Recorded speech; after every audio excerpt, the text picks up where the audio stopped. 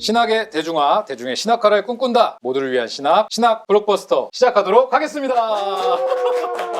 영적 은사 논쟁, 은사 이런 거 사실은 아마 교회 다니시면서 많이 들으셨을 거고, 그런 걸 더 중요하게 여기시는 배경에 있는 분들도 계시고, 예. 또 아니라는 분도 계시고, 되게 다양했던 것 같아요. 홍쌤은 어떤 은사가 있으신가요?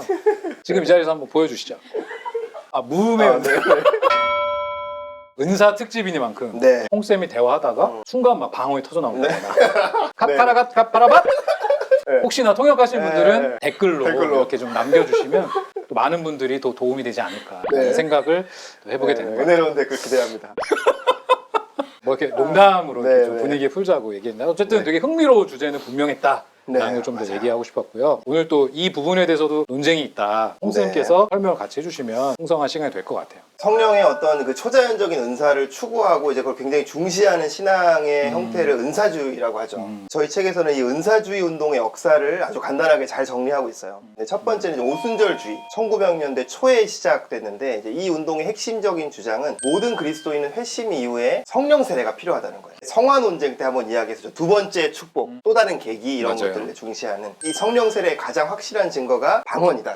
카라바타타파라밭 역시나 통역을 이 사람들이 이제 기존 교단에서 나와가지고 오순절 교단을 만들었다는 게 이 세대의 단계에서의 어떤 특징적인 면이었던 거죠. 두 번째 단계는 은사주의 운동이라고 불리던 단계, 1950, 60년대였어요. 이들은 이제 성령의 은사를 추구하는데 방언이 반드시 성령 세례의 필수 증거다 이렇게 보지는 않았어요. 이때 이들은 이제 기존 교단에 머물면서 운동을 했다라는 특징이 있고요. 그래서 다양한 교단 안에 이제 은사주의자들이 어느 정도 비율로 생겨나는 계기가 됐었던 거죠. 그래서 우리가 지난번에 성화 논쟁 때 이야기했던 제가 나눴던 그 구분이 실제적으로 정확하기가 어려운 게, 모든 교단 안에 은사주의자들이 있고 은사주의자들은 이런 두 번째 계기를 강조하기 때문에 칼빈주의 안에도 두 번째 계기를 강조하는 은사주의자들이 나올 수 있고, 이제 이렇게 되는 거죠. 세 번째 단계는 1980년대부터 지금까지라고 할 수 있는데, 이때를 이제 제3의 물결이라고 불러요. 앞에 두 단계와 구분하기 위해서. 존 윈버, 피터 와그너, 이런 사람들이 이 운동의 대표적인 인물인데, 표적과 기사 이런 걸 강조하고 능력 대결, 영적 싸움, 이제 이런 것들을 강조했고, 이게 이제 신사도 운동으로도 이어지고 최근까지도 다양한 이제 은사주의 운동으로 나타나고 있죠. 네, 뭐 신사도 운동에 대해서는 넘어갑시다. 네, 이처럼 이제 복음주의권 안에서 이런 성령의 초자연적인 은사를 매우 중시하고 강하게 추구하는 그룹이 실제로 존재하지만, 신학적으로는 이거에 대해서 두 가지 입장이 대립하고 있어요. 은사는 초대교회 이후로 중지되었다라고 보는 은사 중지론하고, 지금도 계속되고 있다라는 은사 지속론이죠. 첫 번째가 은사 중지론입니까? 은사 중지론입니다. 이들에 의하면 신약 성경에서 나타난 은사는 교회의 기초를 세우기 위해서 주어졌다는 거예요. 근데 이제 정경이 확립되고 또 교회가 든든하게 세워진 후에는 굳이 그리스도인들에게 이런 초자연적인 은사들이 필요하지 않기 때문에 하나님께서 폐지하셨다라고 보는 입장이에요. 이제 이들에 의하면 신약 성경은 초대교회에서 나타난 은사들을 교회의 기초를 놓는 것하고 연결시키고 있다는 거예요. 사도의 표가 된 것이 이런 표적과 기사와 능력이다, 뭐 이렇게 얘기하는 것이나, 표적과 기사들로 하나님이 여러 가지를 초대교회 안에서 확증하신 그런 이제 본문들 있죠. 또 이제 사랑장으로 우리에게 잘 알려진 고린도전서 13장도 은사 중지론자들의 근거로 이제 제시되는데, 그게 그렇게 매칭이 된다는 네, 여기에 뭐 온전한 곳이 올 때 부분적으로 하던 것이 폐하리라 라는 것에서, 이 온전한 것이 뭐냐, 은사 중지론자들은 이게 신약 성경이 다 쓰여져서 계시가 완성된 것으로 봐요. 그러니 그 이후에는 예언도 폐하고 방언도 그치고 지식도 폐하고 이제 다 부분적으로 하던 그 것들이 폐한다, 이렇게 보는 거죠. 또 이제 중지론자들이 중요하게 생각하는 본문은 요한계시록 22장 마지막에 나오는 경고. 누구든지 이 두루마리에 뭔가를 더하려고 하면 하나님이 뭐 재앙을 더하실 것이다 라고 하는 것에서, 당연히 이제 원래 그 본문이 의도하는 그 두루마리의 예언의 말씀은 당연히 요한계시록이겠죠. 성경 전체가 아니라. 하지만 이제 이들은 이 말씀이 성경의 가장 끝에 온 것에 하나님의 섭리와 메시지가 있다고 보는 거예요. 요한계시록을 끝으로 정경이 확립됐고 이제 다른 예언은 없다라는 것에 대한 분명한 경고로 성경이 끝마치고 있다는 거죠. 우리가 이제 몇 가지 살펴본 말씀 중에서 초대교회 이후에 은사가 중지되었다라고 직접 말하는 본문은 없죠. 하지만 앞서 말한 이런 본문들이 은사의 중지를 충분히 암시적으로 가르쳐주고 있다, 이렇게 보는 거죠. 또 역사를 보면 이제 은사 중지론자들에 의하면 1세기 이후에 초자연적인 의사들은 쇠퇴해 갔다가 결과적으로 사라졌다고 이제 봐요. 물론 2세기부터 4세기 문헌에도 이제 은사들이 나타나는데, 중지론자들이 보기엔 그 내용들이 신약의 기록과는 좀 다르다는 거예요. 변질되었거나 아니면 아예 가짜라고 보죠. 대표적인 게 2, 3세기에 번성했던 몬타노스주의라는 은사주의 운동을 생각도 들고 있어요. 어떤 거예요, 그게? 이분들 은사주의 운동이었는데 새로운 계시를 주장하다가 이단으로 파문되었는데 벌써 그 2, 3세기 이른 시기에도 은사운동이 그렇게 변질되었다는 거죠. 이게 2세기 이후의 은사운동의 모습이다. 진정한 성령의 은사들은 이미 1세기 때 중지된 거다. 역사가 그걸 보여주고 있다. 이렇게 주장을 하는 거죠. 우리가 얘기하는 은사 전반이라기보다는 그런 초자연적인 은사들은 교회를 세우기 위해 하나님 사용하시고 계시가 완성된 후로는 그런 방식으로 일하지 않는다. 세 가지 논증을 해요. 첫 번째로는 이제 은사에 대해서 지나치게 강조하는 그룹은 대부분 교회를 혼란하게 하고 분열을 일으켰다. 두 번째로는 사람의 예언이나 은사나 능력의 권위를 너무 주게 되면 잘못 인도될 가능성이 높다. 맞아요. 성경의 계시만을 의지하는 신앙이 안전하다라는 거예요. 세 번째로 이제 성령의 은사를 너무 강조하다 보면 반대로 성령의 열매를 과소평가하게 된다. 저는 이게 너무 와닿는 거예요. 맞아요. 맞아요. 어떤 기적이나 놀라운 일, 초자연적인 역사 이런 거는 굉장히 강렬하고 사람을 끌지만 사실 기독교 신앙이 더 중요하게 보는 거는 우리의 성품과 삶에서 성령의 열매가 나타나는 거라는 거죠. 맞아요. 이것도 막 어쨌든 되게 자극인 거잖아요. 네네네. 또 어떤 분들은 막 이런 것만 찾는 분들도 계시고. 맞아요. 물론 은사주의가 뭐 성품을 전혀 강조하지 않는다 이렇게 볼 수는 없겠지만 어쨌든 은사주의는 성품과 행실의 변화보다 그 눈에 보이는 이적과 능력을 추구하게 만드는 경향이 있다는 거죠. 뭐 여기에 대해서도 여러 가지 반론들이 있겠죠. 첫 번째 반론은 은사중지론은 하나님의 역사를 제한한다. 기적이 없다라는 자연주의, 합리주의적인 편견 때문에 이제 이런 은사중지론이 나왔다라는 반론에 대해서는 은사중지론자들도 당연히 하나님이 기적을 행하실 수 있다고 봐요. 뭐를 구분하냐면 예를 들어서 하나님이 기도응답으로 병을 고쳐주셨다는 것과 병고침의 은사를 특정인에게 주어서 그 사람을 통해서 교회의 병자를 치유하신다는 거는 굉장히 다른 문제라는 거예요. 그쵸. 은사중지론은 그런 초자연적인 은사들을 교회를 이루고 이끌어가는 요소로서 중요한 역할을 하는 것으로 보는 그 신학의 반대를 하는 거죠. 무조건적으로 중지 뭐 아니야 이게 아니라 말씀하신 바를 담고 있다. 네. 그렇다고 막 어떤 한 사람에게 특별히 그 병고침의 은사를 준 게 아니면 병고침의 기적들이 막 일어난다고 보냐 하면 그런 건 아니고 은사중지론자는 그런 일이 극히 이례적이라고 보는 경향은 있어요. 두 번째로 이제 오늘날의 은사주의적인 경험들이 굉장히 많은데 그 무수한 경험들을 어떻게 설명할 거냐라는 반론에 대해서는 굉장히 냉정하게 얘기하죠. 경험과 말씀이 일치하지 않을 때 그리스도인에게는 말씀이 기준이 돼야 된다. 아무리 많은 경험을 했어도 귀신도 사실 영적인 경험을 흉내낼 수 있고 마귀도 천사로 가장할 수 있다.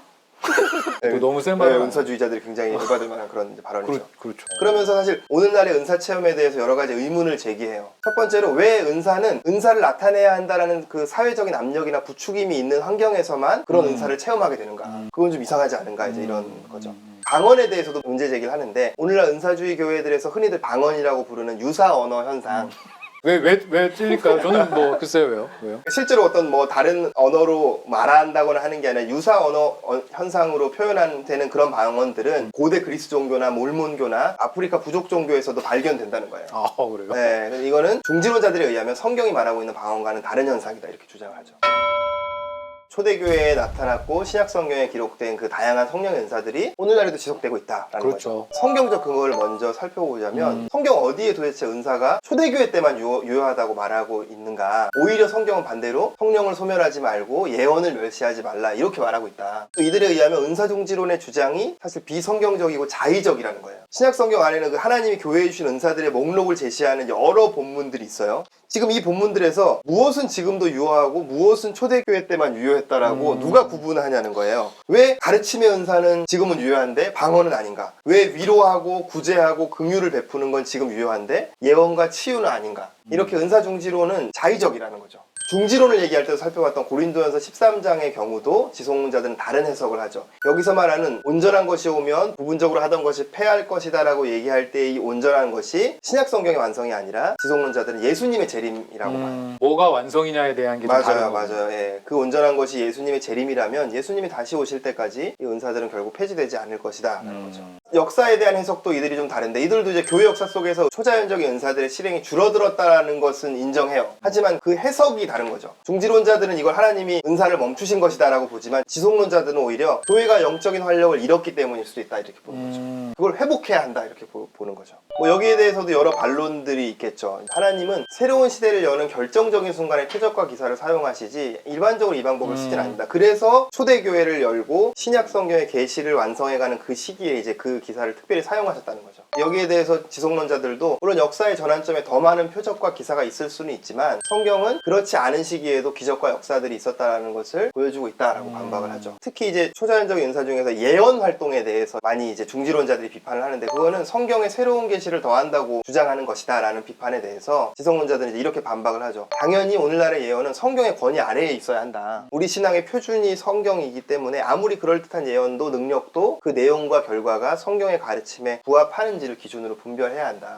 우리는 새로운 계시를 주장하는 게 아니고 그 계시가 사람들에게 더 잘 전달되도록 하는 도움이 어떤 이런 여러 은사들을 통해서 이루어질 수 있다고 보는 거다라는 거죠. 은사가 남용되고 이제 교회가 타락하게 된다라는 그런 비판에 대해서 지속론자들도 그런 예들이 있음을 인정하지만, 그거는 은사를 폐지해야 될 이유가 아니라 오히려 은사를 성숙하게 실행하도록 격려하고 감독해야 될 이유라는 거죠. 그 예로 바울이 이제 고린도 교회가 은사를 많이 오남용했던 교회였는데, 그런 부분을 질책했을 때도 그러니까 은사를 사용하지 마라 라고 금지하지 않았다는 거죠. 그게 좋은 모범이 된다는 거죠.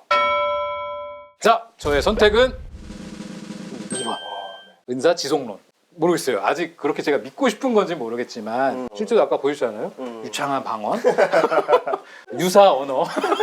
농담처럼 이야기하지만 실제로 뭐 그랬던 경험들도 좀 있고요. 두 관점이 계속적으로 좀 공통되게 이야기하는 부분들이 성경의 메시지를 충분히 담아야 된다. 라는 게 저는 좀 개인적으로 더 중요하다. 권위 있다. 네, 우선이다. 예. 더 중요하다는 생각이 좀 들었고, 말씀드린 대로 진짜 선하게 쓸 수 있고 올바르게 쓰일 때 건강한 교회를 또 이뤄가는 좋은 원동력이 되지 않을까? 이런 생각이 좀 들어서 그 내용이 저에겐 되게 많이 동의가 되는 지점이었던 것 같아요. 저희 책에 보면 은사에 대한 입장을 신학적으로는 종지론, 지속론으로 나눌 수 있지만 실제로는 세 그룹으로 나눌 수 있다고 말해요. 왜냐하면 지속론자들이 지속론을 믿는다고 해서 다 은사주의자는 아니거든요. 은사주의자가 아닌 지속론자가 있겠죠. 이 세 번째 입장을 중도적 입장으로 볼 수 있는데, 이 그룹은 은사가 오늘날에도 유효하고 지속된다고 보기 때문에 신학적으로는 은사 지속론에 속해요. 근데 은사주의자들처럼 어떤 은사를 신앙의 핵심으로 강조하거나 추구하지는 않는 거죠. 저는 이 위치에 있는 중도적인 그룹에 속하는 크리스천들이 아주 많다고 생각하거든요. 그 입장에서 쓰여진 좋은 책 하나를 소개하려고 합니다. 일그러진 성령의 얼굴이라는 책인데요. 저자인 박영동 교수님은 보수교단의 신학자인데 은사에 대해서는 열린 시각을 가지고 있으니까 은사 중지론자는 아닌 거예요. 근데 은사가 우리 신앙의 핵심적인 요소가 아니라고 본다는 점에서는 제가 말한 이 세 번째 중도적 입장에 좀 가깝다고 볼 수 있어요. 이 책은 이 저자가 한국교회의 은사주의 운동의 여러 현장을 직접 찾아다니면서 경험한 후에 쓰신 비판서예요. 굉장히 와닿고 실제적이라는 게 장점이에요. 읽어보면은 외국 사례가 아니니까요. 한 번쯤 우리가 직접 겪어봤거나 전해 들었던 이제 우리 교회들 이야기인 거죠. 은사에 대한 우리의 입장이 어떻든지 간에 이 책을 읽으면 한국교회의 은사운동, 성령운동이 굉장히 심각하게 왜곡돼 있다는 거에 대해서는 거의 다 동의를 하게 될 거예요.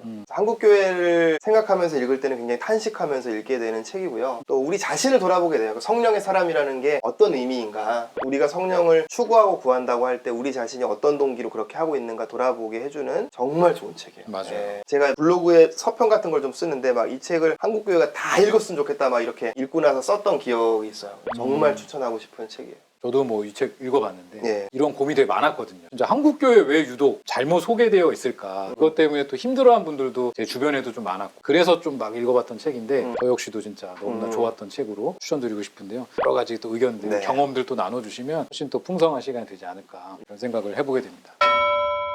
네, 오늘 또 이렇게 은사에 대해서 또 함께 또 나눠봤는데, 뭔가 이제 점점점 되게 실제적인 신앙의 어떤 한 면들을 계속 우리가 다루고 있다라는 생각을 하게 되는데, 이런 게 또 신학과 밀접하다, 신학이 바탕이 된다라는 게 또 저희 방송의 중요한 취지 아니겠습니까? 네, 맞습니다. 이것이 평신도들이 신학을 공부해야 되는 중요한 이유라고 저는 생각합니다. 네, 저희는 여기까지 하겠고요. 다음 시간에 다시 또 인사드리도록 하겠습니다. 뭐 어떻게 방언으로 다음 시간에 뵙도록 하겠습니다. 카카라바카파 꼬로록 꼬로록.